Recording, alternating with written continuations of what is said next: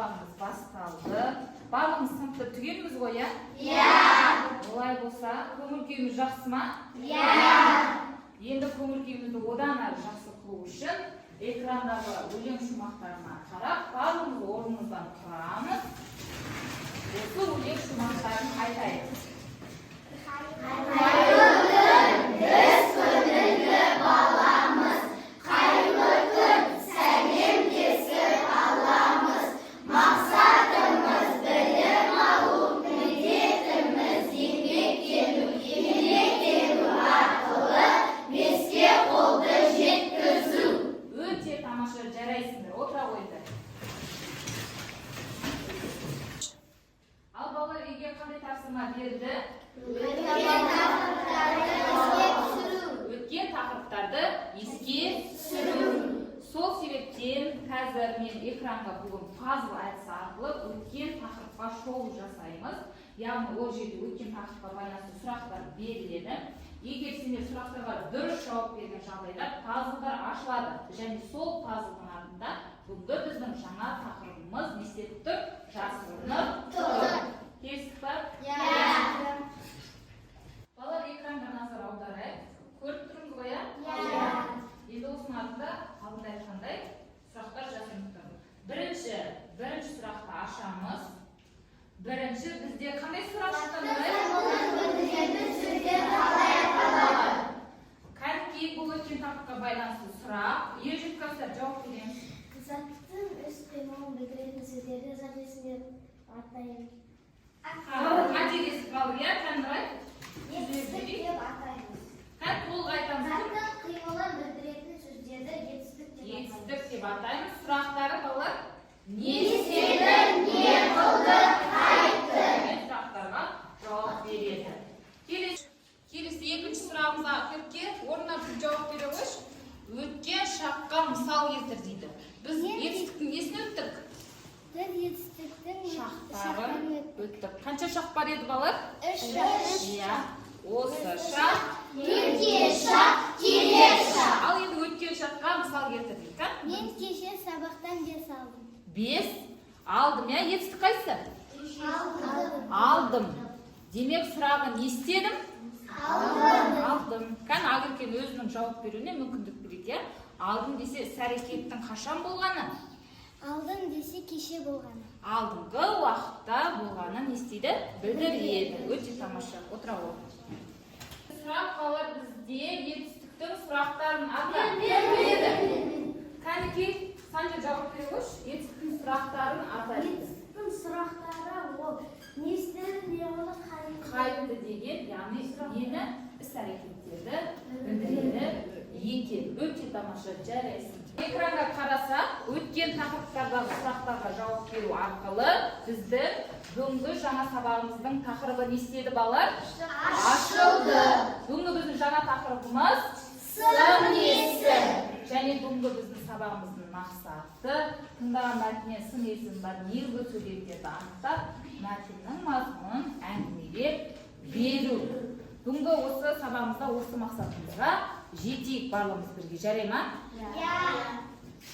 Жаңа тақырыбымыздың аты қандай болды? Тақырыбымыз сын есім. Сын есімді біз бұрыннан білеміз, біздің өткен тақырыптарымыз бар. Сын есімнің ережесін жақсы білеміз. Сын есім дегеніміз заттың түрін, түсін, сапасын, пішінін білдіретін сөз сабы. Сұрақтары Қандай қай? Мысал келтірекші. Айналамызда кез келген затқа мысал келтірек сын есімге. Қандай қай деген сұраққа жауап беретін? Тақта жасыл. Тақта қандай? Түсі. Қызыл алма. Қызыл алма. Сұрақ қоямыз. Қандай алма? Қызыл алма. Енді сапасына байланысты. Жаңа киім. Қандай киім? Жаңа киім. Тағы да Пішіні. доп, дөңгелек пішініне байланысты. Доп қандай? Дөңгелек. Өте тамаша. Бірнеше мысалдар келтіруге болады екен. Есімізге түсті ғой, иә? Оның құрамына қарай дара және күрделі болып бөлінетінін біз білеміз, иә? Егер бір сөзден тұратын сын есім болса, ол қандай? Дара. Екі сөзден тұратын болса, Күрделі. Екі немесе одан одан да көп сөзден тұратын болса, ол күрделі сын есімде жатады екен. Есімге түсті ғой, иә? Тапсырмаларды орындау барысында қиындық тумайды деп ойлаймын. 2 сәуір ғарышкерлер күні деп аталды, иә? Біз алдыңғы тақырыптарда да өттік. Біздің қазақтан тұңғыш ең бірінші ғарышқа ұшқан ғарышкер кім? Кім біледі, қай жылы ғарышқа ұшты? Қандай ғарыш кемесімен? Үнжу? Тоқтар Әубәкіров Қазақстаннан шыққан тұңғыш ғарышкер. Ол 1991 жылы екінші қазанда ғарышқа ұшқан. Ол Союзтың 13 ғарыш кемесімен ұшты. Өте тамаша, дұрыс айтасыздар, иә? Демек біз ғарышкерлер туралы ақпаратты білер екенбізге сол кісілердің тапсырмасын орындайық. Балалар, экранға қарап отырсаңдар, білесіңдер, иә? Бүгінгі тақырыбымыздың артында Байқоңыр ғарыш айлағының суреті шығып тұр. Бізде 12 сәуір қандай күн? Ғарышкерлер күні. Өте тамаша, дұрыс айтасыңдар, ғарышкерлер күні. Бүгінгі біздің ғарышкерлер күніне біздің Қазақтан шыққан ғарышкерлеріміз қонаққа келіп қапты. Олар Тоқтар Әубәкіров, Талғат Мұсабаев, Айдын Айымбетов.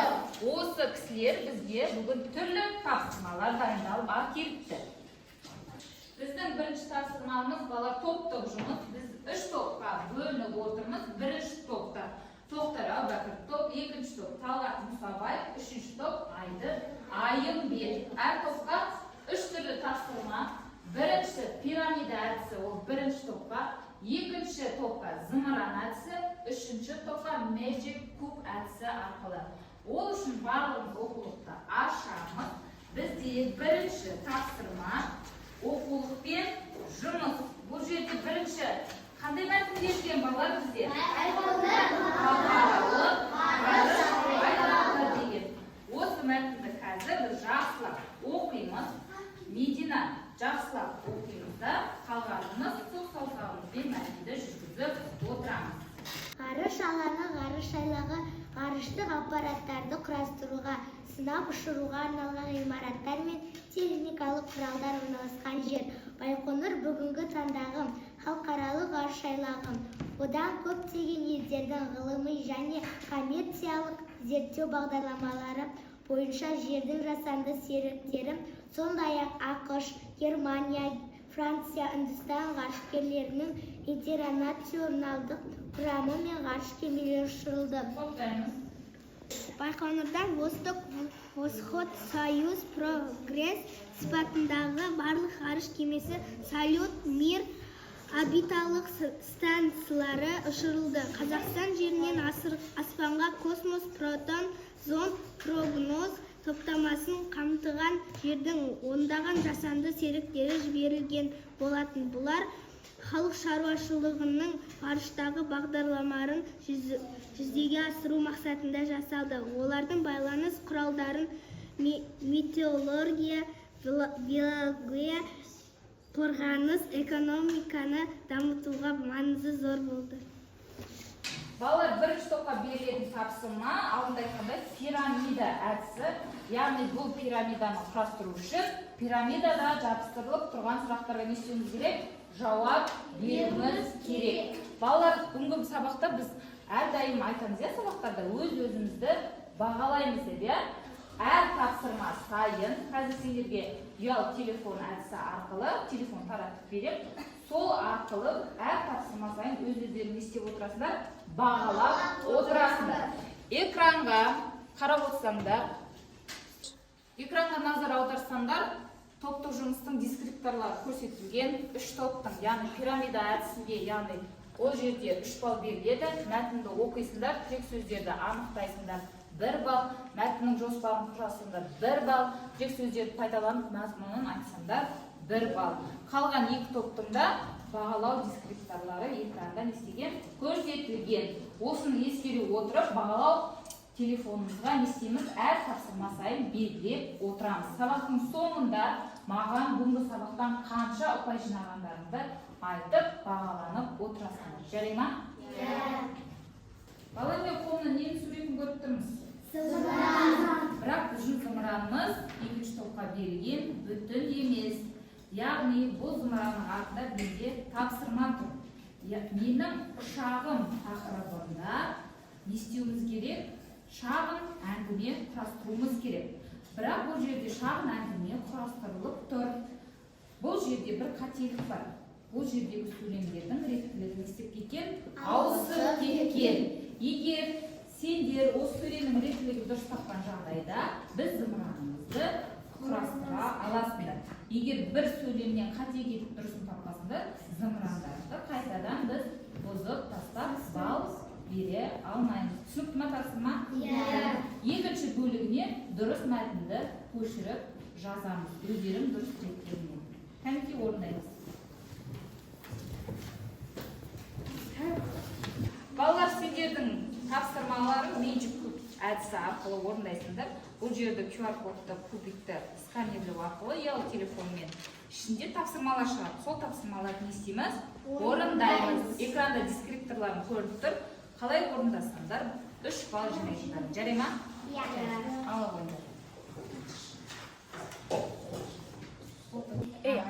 Балалар, қандай тапсырмалар шығып тұр, е? Мына жерде сұрақ тұр екен. Кән айналдырамыз кубиктердің әрқайсында. Кән мына жағында сұрақ тұр екен, балалар. Қараймыз. Не дейді? Сын есімнің ережесін айт. Сын есімнің ережесін айт. Ақылдасып.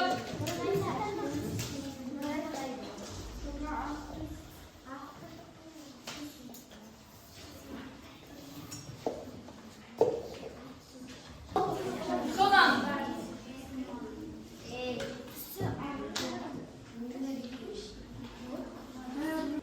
Бірінші топ сіздерге қандай тапсырма берілді? Пирамида әдісі арқылы стаканда жабыстырып тұрған сұрақтарға не істейміз? Жауап береміз. Жауабымыз дайын ма, балалар? Иә. Кім дайын? Топ мүшелерімен ақылдастық па? Иә. Кәнекей бірінші сұрақ сендер тұр екен. Кәнекей сұрағымызды оқимыз. Қалған топтар тыңдаймыз. Қандай елдің зымырандары Байқоңырдан ұшырылды? Иә, бағана мәтінде оқығанымыз, иә? Кәнекей толық жауап береміз. Қалғанымыз дұрыс па, дұрыс емес пе, соны айтамыз. Жердің жасанды серіктері, сондай ақш, Германия, Франция, Үндістан ғарыш кемелерінің Яғни қай елдер деп тұр қосаған? Сонда қай елдер? ақш, Германия, Франция, Үндістан. Осы елдерде не ұшқан? Ғарыш кемесі ұшырылған. Дұрыс па, балалар? Иә. Демек пирамидамыздың бірінші бөлігі не істеп жатыр? Құралып жатыр. Келесі сұрақ. Байқоңырдан ұшырылған ғарыш кемелерін атам. Байқоңырдан Восток, Восход, Союз, Прогресс сипатындағы барлық ғарыш кемесі Салют, Мир, орбита станциялары ұшырылды. Бұл жерде ғарыш кемесін сұрап тұр, иә, нақты. Сонда Байқоңырдан Восток, Восход, Союз, Прогресс ғарыш кемелері есепті ұшырылды. Өте тамаша, дұрыс. Екінші топ Талғат Мұсабай тобы дайын ба? Иә. Сендерге берілген тапсырма зымыран әдісі арқылы ерекшелігі ауысқан мәтіннің дұрысын естеу жазу керек болатын, иә? Егер соны дұрысын тапсақ, біздің зымыранымыз ұшады. Ұшама сенімдіміз ба? Иә. Бірге орындап қоя, барлығын салсақ, онда маған Санжар дұрыс мәтінді оқысам. Маған екінші бөлігін берсем, мен өзім тексеріп қарап тұрайын. Қалған топтар барлығымыз тыңдаймыз. Менің ұшағым өте әдемі. Оның салмағы 200 тонна. Түсі ақ. Ол сағатына 700 км жылдамдықпен жүреді. Уақытты тиімді пайдаланып адамдарды тасиды. Ұшағымның пайдасы орасан зор. Ал енді мен берілген бағана қате мәтінді оқиын. Ол сағатына 700 км жылдамдықпен жүреді. Менің ұшағым өте әдемі. Уақытты тиімді пайдаланып адамдарды тасиды. Оның салмағы 200 тонна. Түсі ақ. Ұшағымның пайдасы орасан зор. Бұл жерде де мәтін берген, бірақ бұл мәтіндерде сөйлемдер бір-бірімен естіп тұрған жоқ, дұрыс байланысып тұрған жоқ. Басында жылдамдығын айтады, одан кейін өте әдемі дейді, одан кейін уақытты тиімді пайдаланады дейді, салмағын айтады. Демек сөйлемдердің реттілігін естіп тұр. Ауысып тұр. Бүгін шыққан сұрақ, сын есімнің ережесін айт. Кім біледі осы тіпті ережесін білеміз бе? Әйгерім айта қойшы. түсін, түрін, пішінін білдіретінді сын есім деп атаймыз. Білдіретін сөз табы сын есім деп аталады. Сұрақтары қандай, қай деген. Өте тамаша. Үш топта тапсырмамызды аяқтадық қой, иә? Өз-өзімізді бағалап отырмыз ба? Міндетті түрде бағалаймыз, сабақтың соңында нәтижесін сұрайтын боламын. Келесі тапсырмаға өтейік. Балалар, бізде келесі жұптық жұмыс. Бұл әдісіміз өз орнында тап әдісі. Қазір сендерге мен парақшалар таратып беремін. Жұптық әдісі білеміз ғой, иә? Екі адамнан не істейміз? Бірігіп тапсырманы орындаймыз. Келесі жұптық тапсырмамыз өз орнын тап әдісі. Балалар, бұл жерде бізде тақырыбымыз сын есім болғандықтан мына айда екі сөз жазып тұр. Қандай? Иә, сұрақ қойайық. Қалың. Өте тамаша. Және менің қолымда жұлдыздар тұр. Осы сын есімге сәйкес келетін бұл жұлдыздарда зат есімдер тұр. Біз зат есімді өттік қой, ол тақырыпты да еске түсіру керек. Осы зат есімнің қай сын есімге сәйкес сол айдың тұсына не істейміз? Жабыстырамыз. Жұптасып орындаймыз. Жарай ма? Түсінікті ма? Сұрақ бар ма? Жоқ. Яғни қалың мына жерде қай зат есім сәйкес келуі мүмкін? Сол айдың тұсына сол жұлдызды жабыстыратын боламыз. Кән балалар, жұбымызбен сәйкес сын есімге сөздерді табатын боламыз.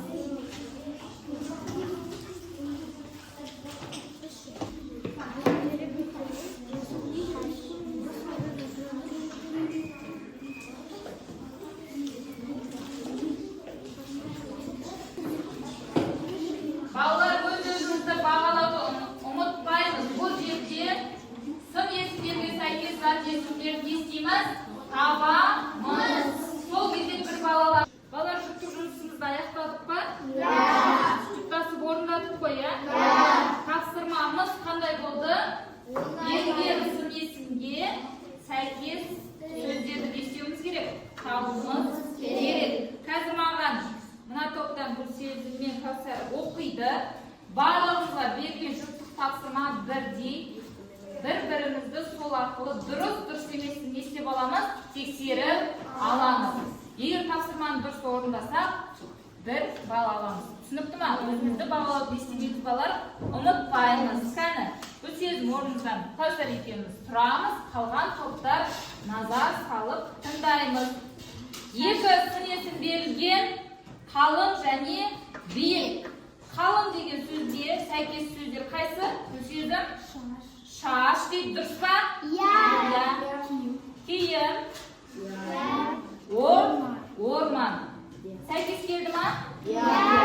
Келесі биік тоқы Кәусар. Қалғанымыз тексереміз балалар. Тау, ғимараттар. Кәні, сөз тіркесімен айтайық. Биік тау, биік ғимарат болады. Сұрағы, ғимарат қандай? Биік. Тау қандай? Биік. Келесі маған. Келесі топта жұлдай. Орнымыздан тұрамыз. Бір тексеріс керек тағы. Оқимыз биік дегенді. Биік ғимарат, биік тау. Өте жақсы. Қалың. Қалың шаш, қалың орман, қалың киім. Бұның барлығы қандай сұрақтарға жауап беріп тұр балалар? Сұрақтары қандай деген сұраққа жауап беріп тұр, иә? Сәйкес сөзді дұрыс таптық. Тамаша өз-өздеріңді бағалап берілгендер. Бұл тапсырмадан бір балл ұпайын жинадық. Балалар, енді біз тапсырмаларды орындадық. Кішкене шаршап қалған шығармыз, иә? Серік балалар. Ол үшін біз қолымызға қаламсақтарымызды аламыз. Қазір түйіншек түйі деген сөздерді сәтін бірге орындайтын боламыз, иә? Аспапта ойнаймыз, яғни. Кәнекей барлығымыз әуеге Абақтымен отырамыз балалар. Кәнекей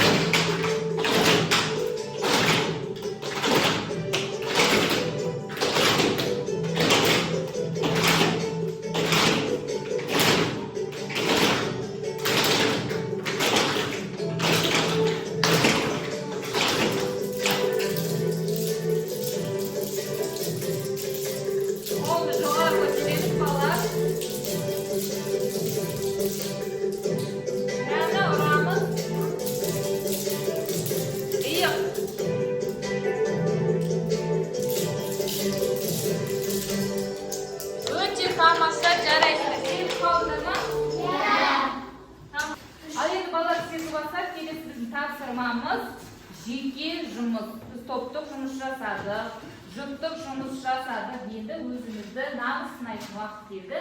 Бұл бізде жеке жұмыс. Біздің оқулығымызда 36-шы жаттығу 92-ші бетке назар аударайық. Барлығын басып отырмыз ба? Иә. Бұл жерде тапсырма берген, иә? Кәнекей оқи қойшы, жақсы едім. Тапсырмада не дейді? Үлкен алтын табақтан әлемген ноқтаны. Яғни жаттығуда жұмбақты жатқа жа және шешуін тап дейді. Үлкен алтын табақтан әлемге нұр таратқан бұл не? Күн. Барлығымыз біліп отыр екенбіз, иә? Әлемге нұр таратып отырған бұл біздің күніміз. Бір минут уақыт беремін. Сол уақыт аралығында жұмбақты жаттап кітаптерімізге естиміз, жазып сын есімнің астын сызатын боламыз. Кәнекей уақыт жетті, жақсылап жаттаймыз балалар. Сосын мен айтамын, оқулықты жабамыз деген уақытта барлығымыз бірдей жабатын боламыз. Балалар, уақыт аяқталды, оқулығымызды жабамыз. Барлығымыз оқулықты жабамыз. Жұмбақты жазып, сын есімдердің астын сызамыз. Дәптерден жұмыс бізге. Осы тапсырманы маған орындауға шығамыз. Жаттаған жұмбағымызды орындаймыз.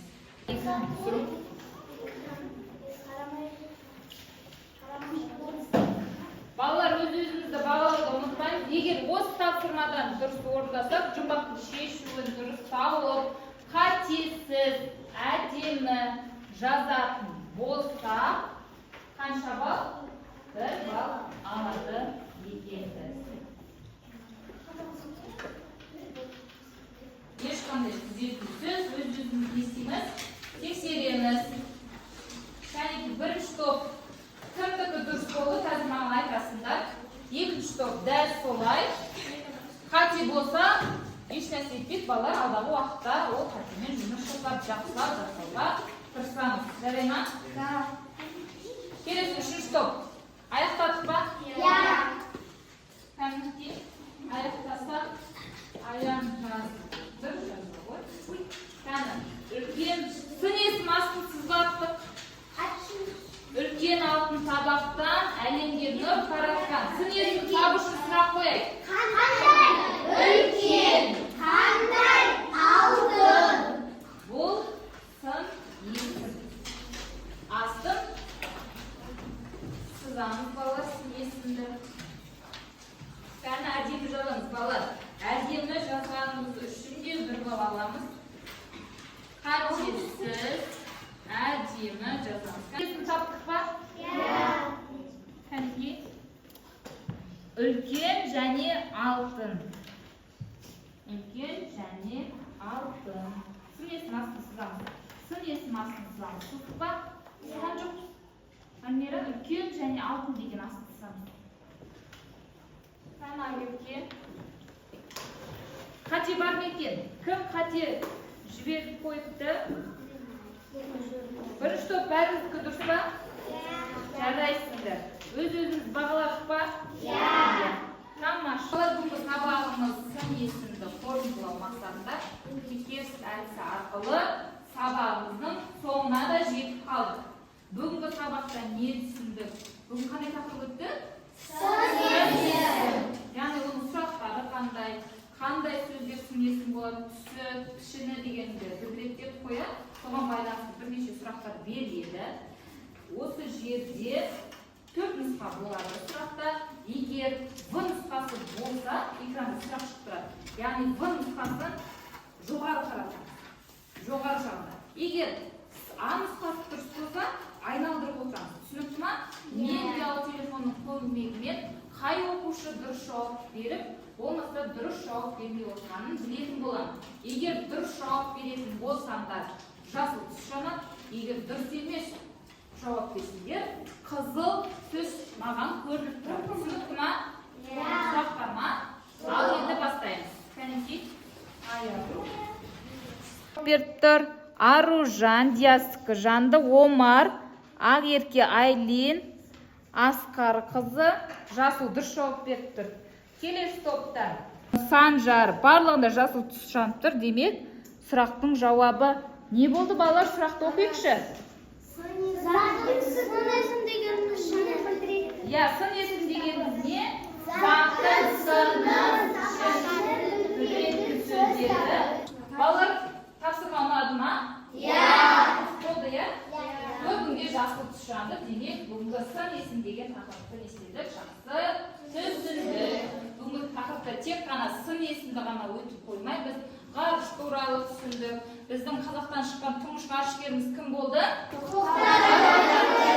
Талғат Мұсабаев жайлы айтсақ, ол кісі Қазақтан шыққан тұңғыш, ол кісі де ғарышкер және ғарышқа ұшқан екінші ғарышкер екен ғарыштан. Бірақ әлем бойынша нешінші? 305-ші ғарышкер екен. Әлем бойынша ұшқан. Ал Қазақстан бойынша ғарышқа ұшқан екінші ғарышкер. Ал Айдын Айымбетов әлем бойынша ғарышқа ұшқан 545-ші ғарышкер екен. Қызықты мәліметтер. Осыны жақсылап есіңізге сақтап алайық. Ал Қазақтан шыққан ол 3-ші ғарышкер екен. Түрлі қызықтар тапсырмалар болды. Бүгінгі сабақ ұнады ма? Бар ма? Егер сұрақтарымыз болса, сұраймыз. Және де бүгінгі сабақтың соңында мен өз-өздеріңді бағалауға телефонды берген болатынмын. Мен қазір бірнеше оқушыдан сұраймын, белсенді болып отырған оқушыларды бағалаймын. Балдарымызды қосып, ең соңында тұрады мына жинаған ұпай деп. Сол жерде сан айтып, өз балдарыңды айтыңдар балалар маған. Қазір барлығын жинақтаймыз, балымызды айтамыз. Аяқ, сен бүгін сабақтың барысында қанша жинадың? 10 жинадың дейді. Бүгінгі сабақта не түсіндің және қандай тақырыптар өтілді? Сын есім және ғарыш туралы. Негізгі тақырыбымыз сын есім болды, я? Өте тамаша. 10 балл дегенде аяғы өте белсенді қатысып отырды. Келесі топтан Мәди қанша балл алдың? Айта ғой. 7 балл. 7 балл алдың. Неге 10 сұраққа жетпеді? Қай тапсырма қиын болды? Топтық жұмыс бар. Езді сабақтың барысында белсенді болып отырсақ, көбірек ұпай не істейміз? Жинаймыз. Асылхан қанша балл алдық? 8 балл. 8. Өте жақсы. Адина қанша алдың?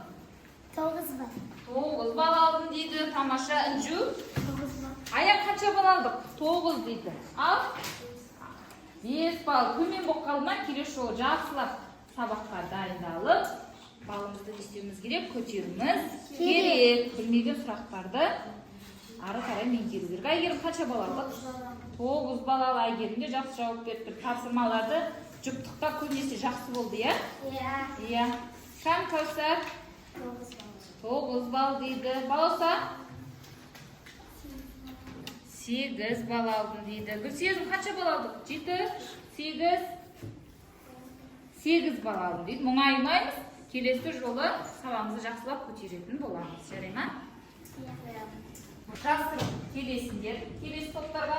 Келесі екінші топ ғарыш туралы өлең құрастырып келесіңдер. Және ішінде сын есім болсын балалар. Әр тапсырмада түсінікті ма?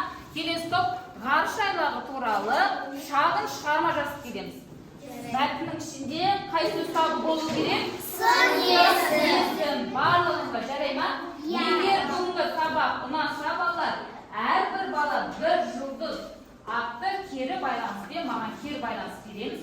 Егер бүгінгі сабақты түсінсеңдер, жасыл жұлдызды таңдап аласыңдар алдынан. Егер сұрақтарың болса сары, егер түсінбеген мүлдем сабақтан ешқандай нәтиже алмадың десем, қызыл жұлдызшаны не істейміз? Жабыстыратын боламыз. Келіңдер бастар қалаған желімдеріңді алып